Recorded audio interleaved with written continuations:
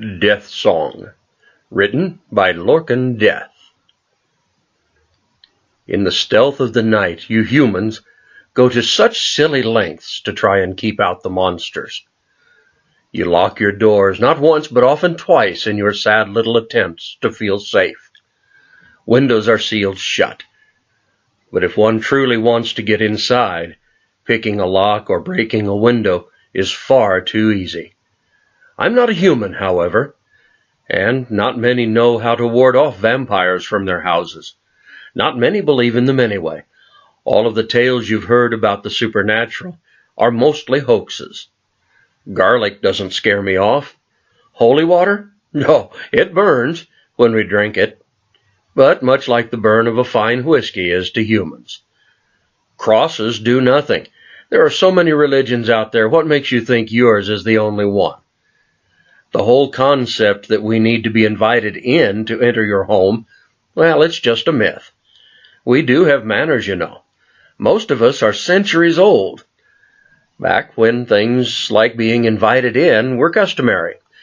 Anyway, the point is, you can't keep me out if I want in.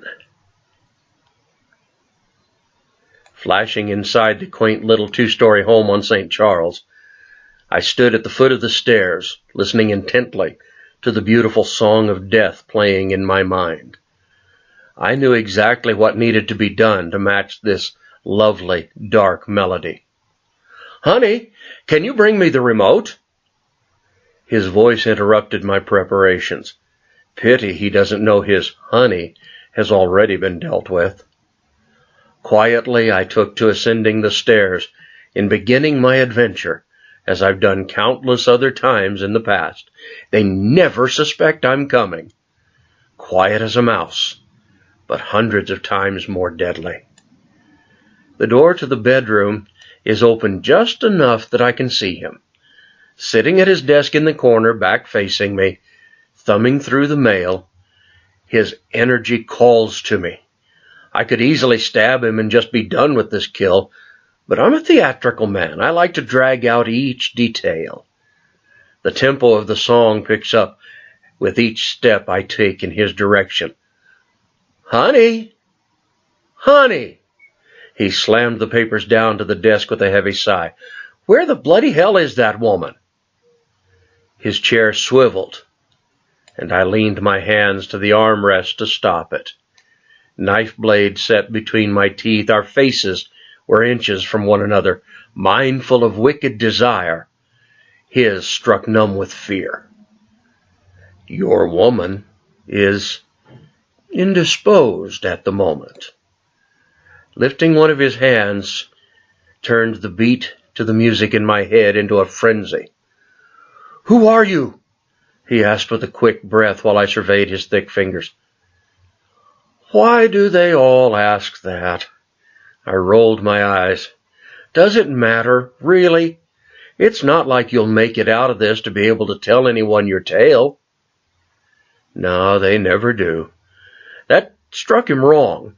He tried to fumble his way out of the chair, but my inhuman strength locked him where he was. He's still trying to fight me, despite the fact that his attempts are futile. I ignored his lack of strength naturally.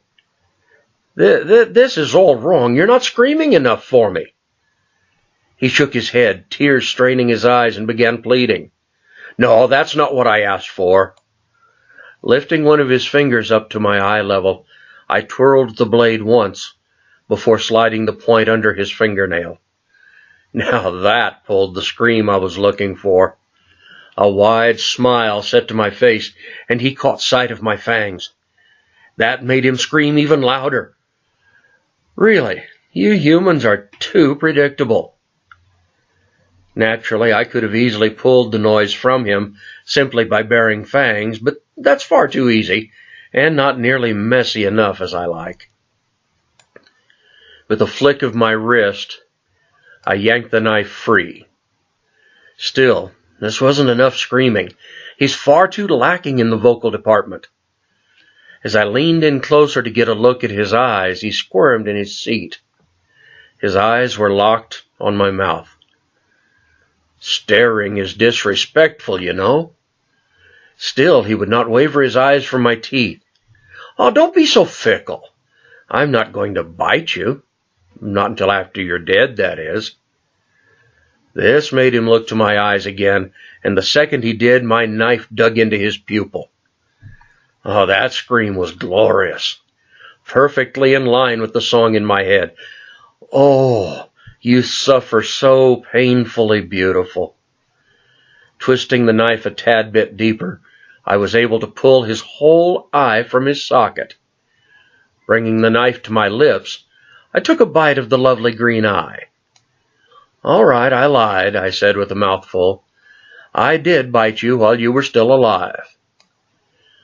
Soon the death song was slowing, but my dear victim here just kept screaming. Tisk, tisk, tisk. He's just not in tune like he should be. After all, it's his deaths being played. One would think he would pay attention. Sighing heavily, I shoved the remaining eye in my pocket for later and get back to work. Since you can't seem to stay in harmony with your death song, I'll have to cut you from the act. Naturally, he had no clue what the hell I was talking about. It's all in my head. Twirling my blade a final time this evening, the next time he screamed, I shoved the knife straight down his throat. Fist deep, I twisted around his larynx, eliminating all noise coming from him. The loss of blood and pain was too much for his heart to keep up with, and in a matter of seconds, the life faded from the only eye he had left. And cut. I stood up straight, all but my head tilted to one side. You were a horrible act. Perhaps next time you'll know better. Turning to leave, a smug smile set to my lips, I glanced over to my shoulder. Too bad that was your final scene. Pulling the rest of the eye from my pocket, I popped it in my mouth and vanished without leaving any trace that I'd ever been here. Well, apart from the corpse. I like to give the human police a show every once in a while. Why not? It's not like they'll ever catch me.